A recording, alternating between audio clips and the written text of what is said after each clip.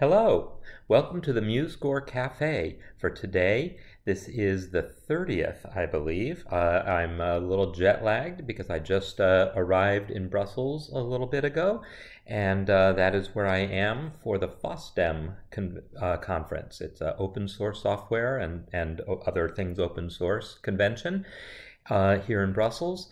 And so I've just arrived and got to a place with internet and where I can broadcast to you. So I'm really excited to be doing this special edition where I'm going to be talking about the whole open source nature of MuseScore, what this means, why it's a wonderful thing, and for anyone out there who's a programmer and thinking about getting involved, it'll be a little bit about that as well. So I believe I am broadcasting, but yes, it looks like I am. So very good. Hi. Yes, so it is evening for me now instead of morning like it usually is when I do these. It was a nice adventure getting here. Just, nothing traumatic, just little glitches along the way that caused me to be late. I said that I want to talk about the open source nature of MuseScore, and this is what that means is that the software itself, the source code, the program, the lines of code that make up the program, anyone can contribute to. And this is here the program that I use. There's different programs you can use if you're trying to build MuseScore for yourself, if you're trying to debug it, fix bugs, add features. This one that I'm using is called Qt Creator or Qt Creator, and this is part of the source code. This just happens to be what I was most recently looking at because one of the most recent things that I did programming-wise for MuseScore was implement a new fingering algorithm. So that, and let me actually show you what that looks like because the update just came out today. And I want to talk about this harp diagram here because this is another thing that's new. The way the fingering now works is the way it probably should have worked all along, but never has because it was kind of too hard to make this work before. But now it'll be the case that if you go to the fingering palette and add piano fingerings,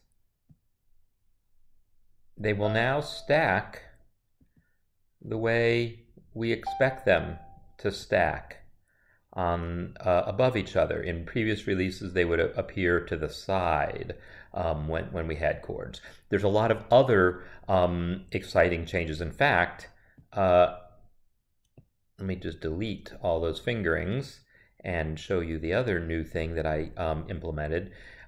This isn't all going to be about new features, but I want to talk about the whole fact that it's open source. I can add one fingering, and then I can edit it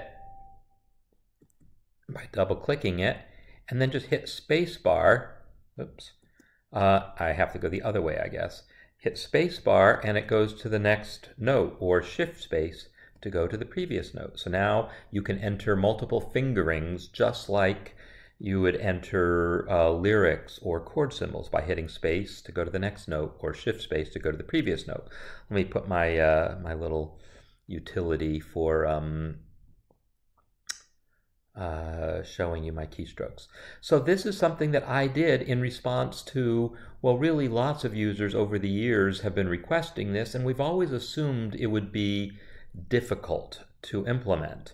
And so we sort of didn't get around to doing it. But then as a result of a discussion that we had in the thread about the issues, it kind of occurred to me, I think someone suggested something that triggered something in my head that made me realize there was an easy way around this by leveraging the fact that we already have a shortcut, Alt left arrow and Alt right arrow, that moves from note to note. At least it should be. There we go. So it's moving between the notes and the fingerings and everything, Alt left arrow, Alt right arrow.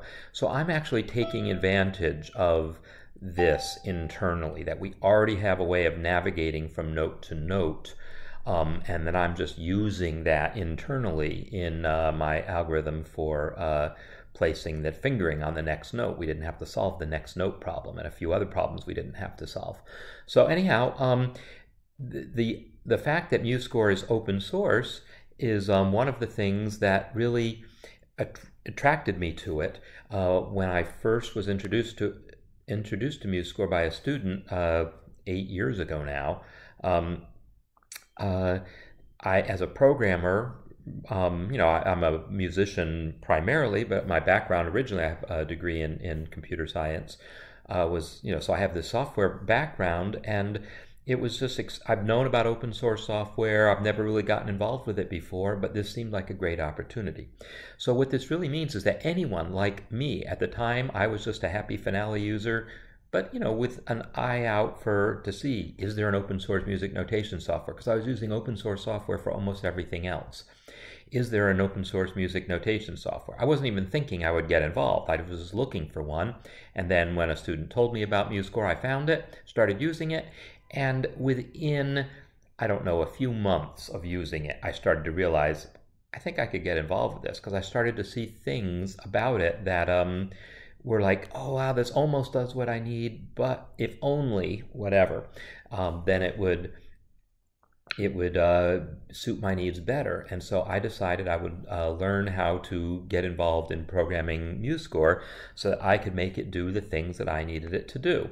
And just as an example of what some of those things are, the very first things that I did as a programmer was worked on the chord symbol algorithm so that you could type just about anything you want. If I like to say MAJ7 and I want to have a sharp 11 and I want to have a flat 9 on the chord and I want it to be a sus chord, this makes no sense at all, but I made it so that it will in fact understand this just fine, and it will transpose it, will do all the things. So I made it so that we'll treat this fine. And if you go to the jazz style of chord symbols, then it will also display it in a way that shows you that I recognize what's going on, that B is actually a flat sign, flat 9, sharp 11, and these are superscripted, the sus is not, etc.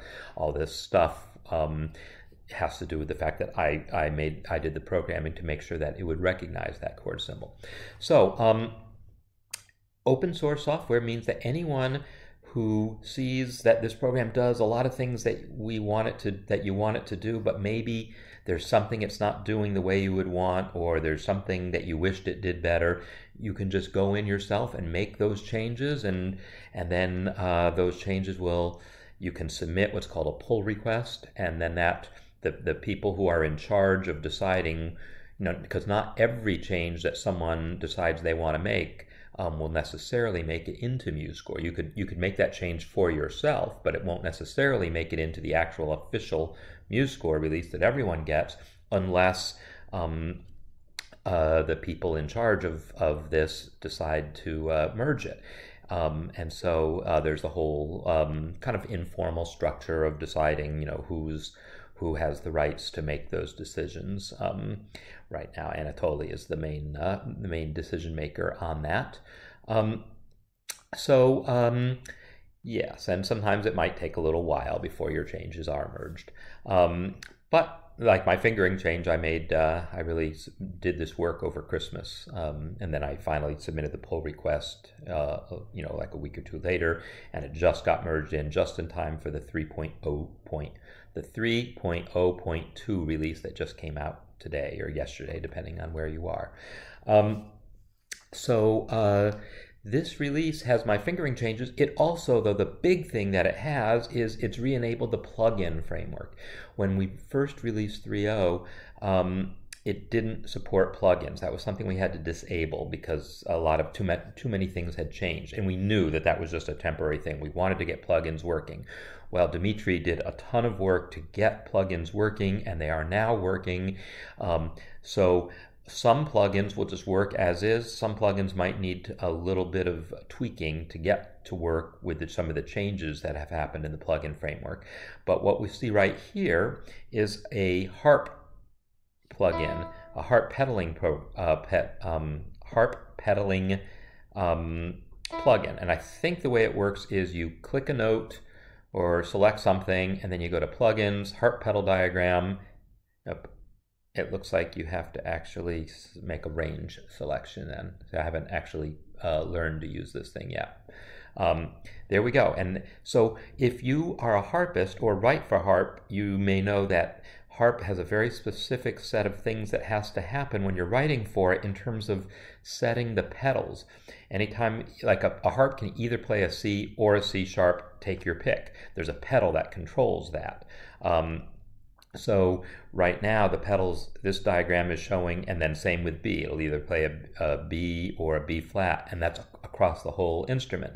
So a big part of writing for harp is deciding which pedal positions you want to have down, and which, if you're writing a piece in the key of G, then you probably want to have the F in the sharp position. And so this is what that diagram looks like.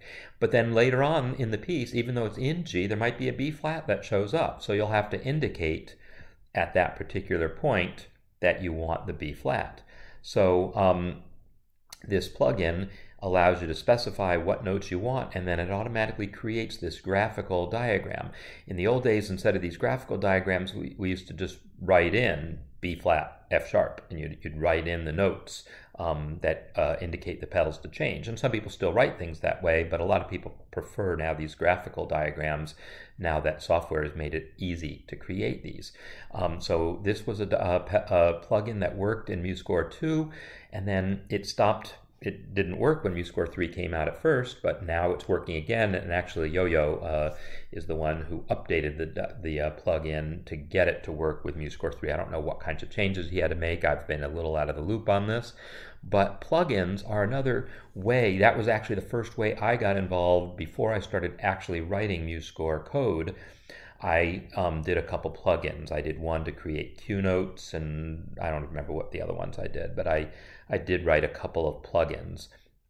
So it would be fine if it was better feedback, or why it was held off. So sometimes pull requests are, they might not be merged for a while for any of a variety of reasons, and we get to discuss amongst ourselves why this might be happening, and plead our cases, and deal with all the realities of dealing on a big team of programmers that's distributed. So let me come back to the distributed aspect. I'm in Brussels.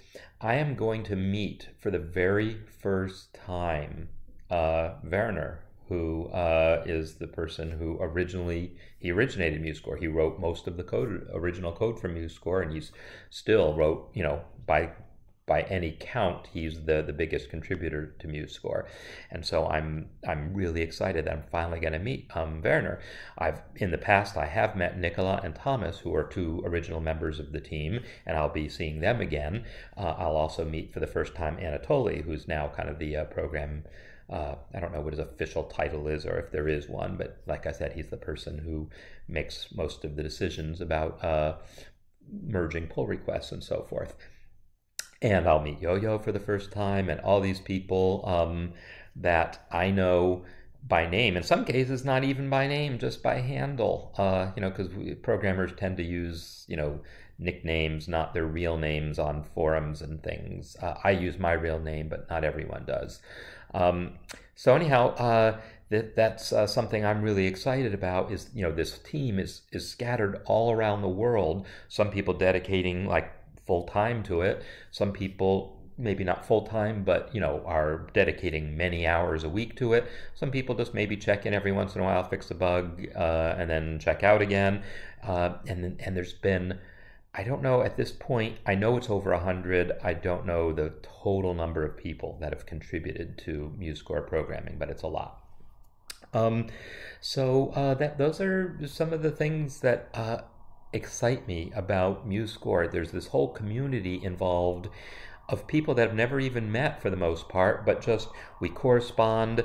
If I go to the chat here, you can see the chat where we're talking about, this is talking about the plugin framework here, also talking about possible solutions to a bug. So this bug that's being discussed here has to do with, let me show you the bug.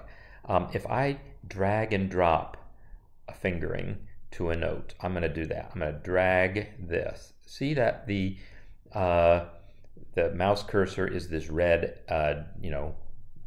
no symbol, and it's not right. It's not positioned right there on the 2, and it's a little odd, and that it's positioned not right relative to the thing being dragged, and also it's a little awkward as far as figuring out when is it actually okay. It's okay when you get over the note, but it's partially over the note. It's still not okay until I hit here.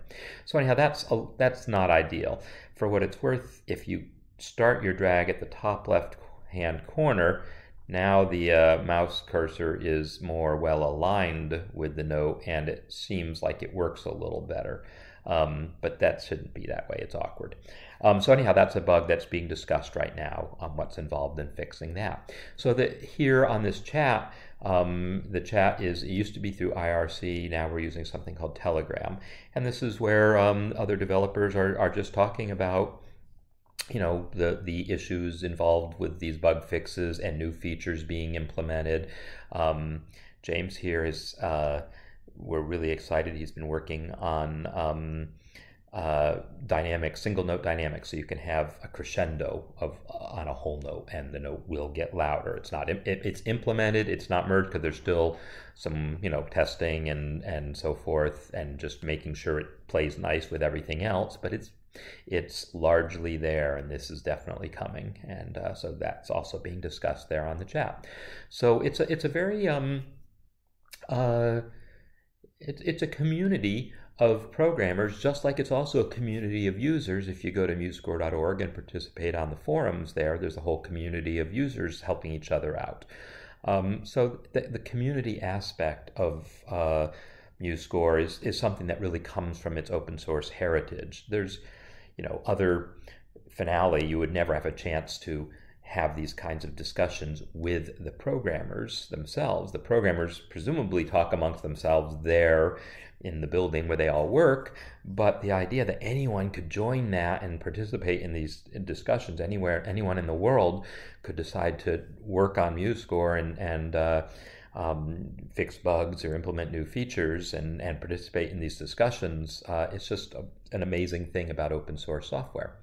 So let's 170 developers is what we're saying here. So that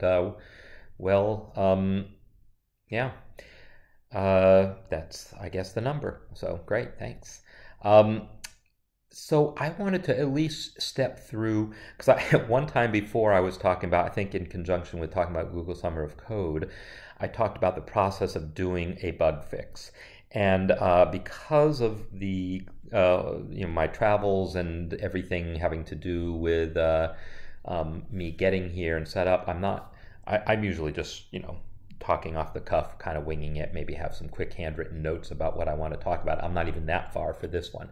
So I don't have a bug planned to fix. In fact, I'm still, I believe, set up to work on my fingering fix, which has now already been merged. That pull request has already been merged into the main into the main source. But what if I decide I want to tweak it a little further? I'm just going to make a small tweak, and then you can just see the process. I tried this before once, and my system just absolutely refused. It was just out of memory, I think.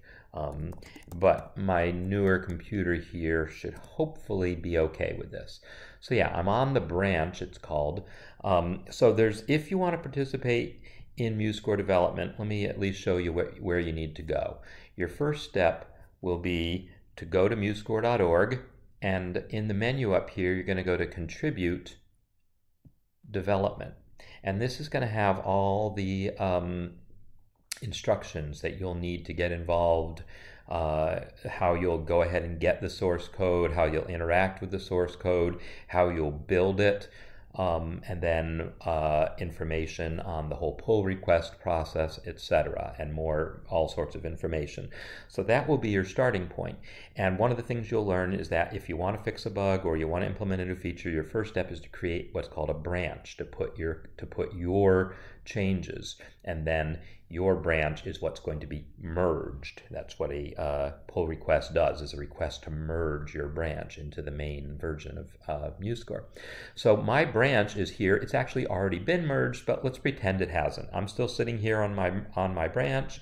I go into Qt Creator here, and I'm going to go to where some of the code is for fingering, and I'm just going to make a slight change. So let's say, for instance, let's look at the fingering I did here.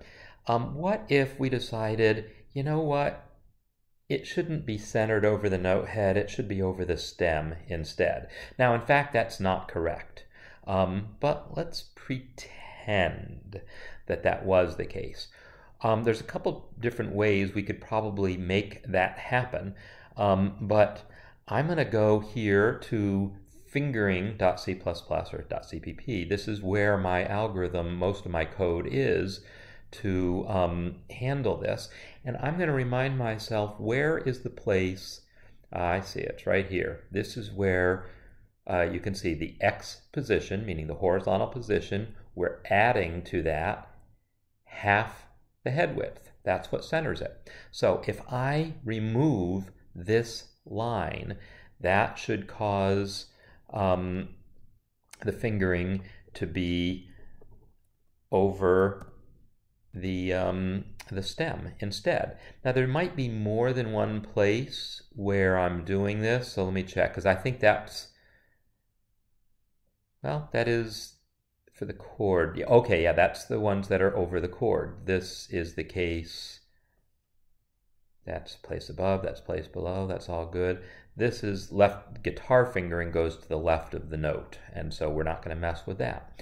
So I think that all I need to do to make that change is just remove this line. And I'm doing what's here called commenting it out. Instead of actually deleting the line, I'm putting these 2 slashes in it so I can still see the code. It's just no longer going to actually be part of the program. And I will now hit the build button. Now, if I had been all prepared, I would make sure that I had built it recently so this doesn't, oh, I forgot to save. So that this would only recompile what's needed, so it won't take too long. But my current computer is fast enough that this isn't going to take that long, even if it needs to do a full compile. And I will just let it run. Let me look and see what it's doing here. Depending on how fast your computer is, and also whether you're on Linux or Windows or Mac OS, and which compilers you're using, it could take anywhere. Werner has what I assume to be the record. He can completely compile MuseScore from scratch in under a minute. For me, to completely do it from scratch, it's about 10 minutes. Usually, though, if I just make a single line change like this, then it's about a minute also for me. I just don't know if I make a single line change and everything else had been all up to date, then it only has to recompile what's changed. And so I guess I'm looking to see, yeah, look at that, it is building everything. Well, is that everything, or is that only what's on my branch? What? Oh, it's giving me a warning that this head width variable isn't used now that I commented out. Well, it's absolutely right about that. Okay, so it is actually having to recompile everything, so that means we're going to have to wait 10 minutes for it. So I don't know if I'm going to keep talking for 10 minutes or if we're just going to just trust that when it's done, it's going to work. But if there's questions that people have, let's see. Okay, for foreign keyboard layout, top number row doesn't work. So, you got to build the whole package every time. All right, well, that's another way. Usually, when you're doing software development, there's a utility called make that is smart enough. MuseScore consists of hundreds of files. I don't know how many actually. Hundreds of different files that contain C++ code, like the fingering in code is in one file, stuff having to do with chord symbols is another, stuff having to do with rests is in another, and so on. So usually, if you only change one file, only that file has to be recompiled, and then they all get linked together, and that's what actually takes the minute. So Martin's question here is about the top number row. Yeah, I think it is the case that with certain keyboard layouts, it was decided that the numeric keypad would be the way to you'd use the numbers on the numeric keypad instead of the numbers on the top row of your keyboard, especially because on French keyboards the numbers on the top row you need shift just to press them, and so that was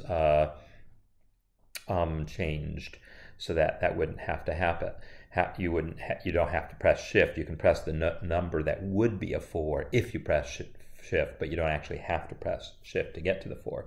So each keyboard layout, we have different rules, different shortcuts. They're customized, and that's something that when you first start MuseScore 3, a wizard comes up and asks you about your keyboard layout. That's why.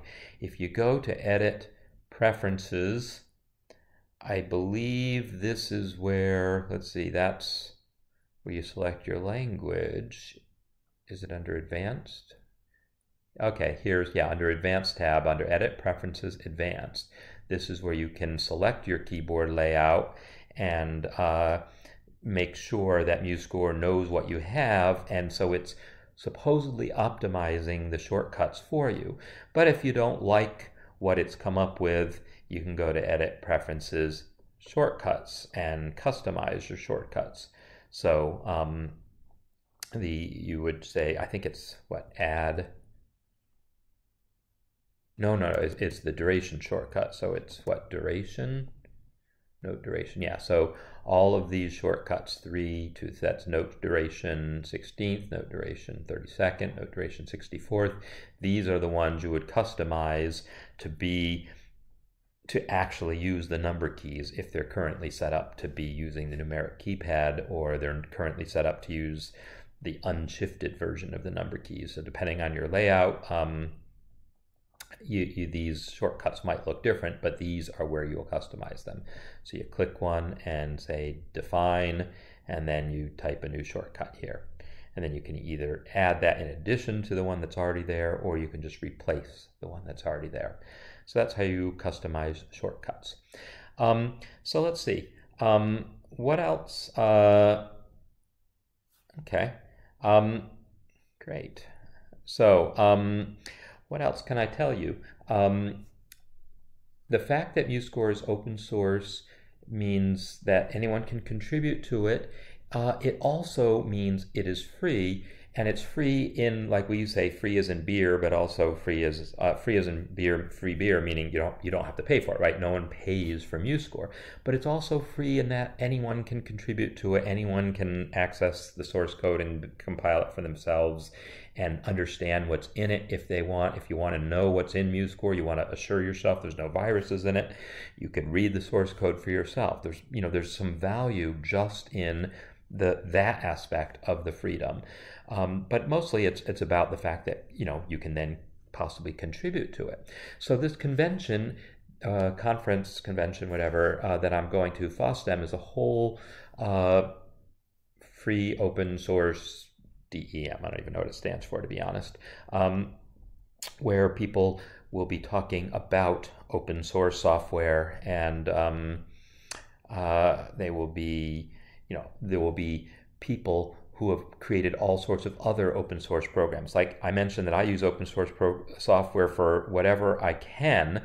That means, for instance, the word processor that I use is Libreoffice. You might be wondering why I'm using Windows instead of Linux, because Linux is the kind of ultimate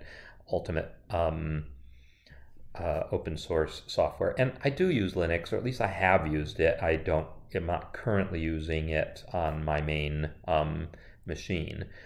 So my computer crashed at some point while Libreoffice was up, and so it's asking me to recover this file. I will do that. LibreOffice is an open source word processor, so it's like a free, in the open source sense of the word, version, alternative to Microsoft Word, and it can actually open Microsoft Word files. So I don't have to have Microsoft Word installed. In fact, don't have it installed except for I think a demo that came with my computer.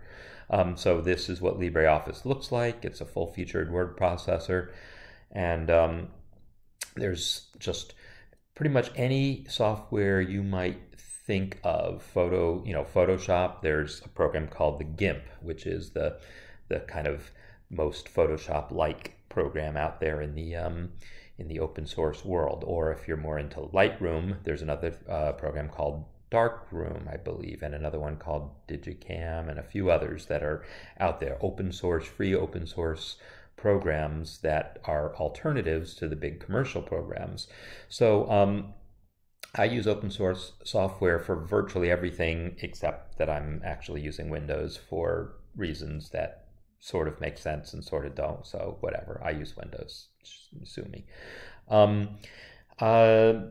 So normally, as I said, C++, oh, it's linking, good. Okay, so the link is actually where it hung up when I did this before, when I tried demonstrating a bug fix. I think my computer just ran out of memory and the link just took forever. But it managed to compile everything. It didn't have to compile everything, did it? It only looks like it had to compile this handful of files.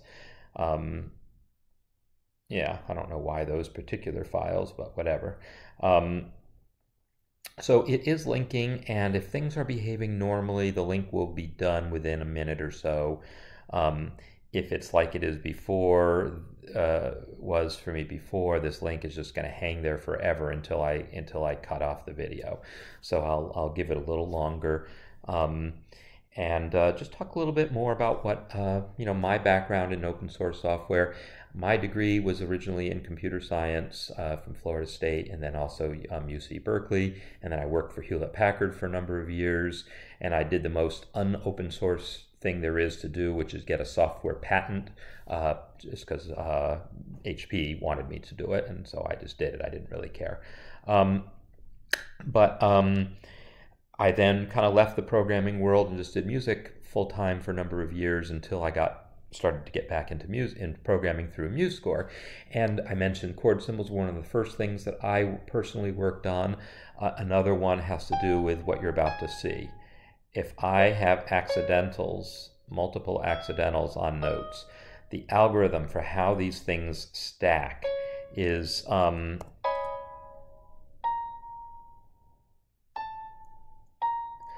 this algorithm for how they stack is very complex, and we used to do a phenomenally bad job of it. And now we actually are one of the best. We do, I think, better than Finale, and it's possible they've leapfrogged us since, but and about as good as Sibelius. I think Dorico, which I still don't remember how to pronounce, Dorico, is maybe their stacking algorithm is a little better, because I basically copied the Daniel Spreadbury, who was the main driving force behind Dorico, has a blog in which he talks about all the design decisions they made, and I learned a lot from his blog and did as much of what he was talking about doing as I could. Some of it just wasn't convenient to do in MuseScore. So anyhow, I took the things that were interesting to me. Oh, good. That little blip there was the link being done. Another one that interested me was the fact that ties. Oops, I don't want this to be middle, so let me take that up an octave. If you had notes that were close together, and let me delete things. This was before I did the accidentals, actually. If you had notes that were close together like this and had them tied, it used to be the case the tie would be too short, and this bugged me, and it bugged a friend of mine who is now my wife. I decided it needed to be fixed. So hi Kari. I decided it needed to be fixed, so I figured out what I needed to do to make sure the ties would be long enough. Now, it turns out that broke with MuseScore 3 because so much changed about our layout, and I was really bummed about that, but Werner went in and refix that so ties are not too short anymore. And there's actually a setting that in the style menu, in the style dialog, that controls just how long those ties are, or what the minimum length is. So so the build finished, but and it's getting ready to open now. Good. So we're going to just see that if I create a chord and put some fingerings on it, hopefully we'll see that my fix worked and that the fingerings are now centered over the stem. Let me come back to the chat for a second because it looks like there's some people. Okay, so yeah, freedom of choice. That's true. Yeah, there is more than one music notation software that's open source. The main other one, for people who are wondering, is LilyPond. LilyPond is text-based, which is something that, you know, open source people love because they're programmers. And basically you write what's essentially a computer program. Or it's more like HTML. If you've looked at HTML, LilyPond is kind of similar. It's you type out your music in letters and special symbols that say, well, this is, you know, have a clef here and have a bar line here, but you type it as in a text file, and then you run what's basically like a compiler, and then it creates a PDF file for you.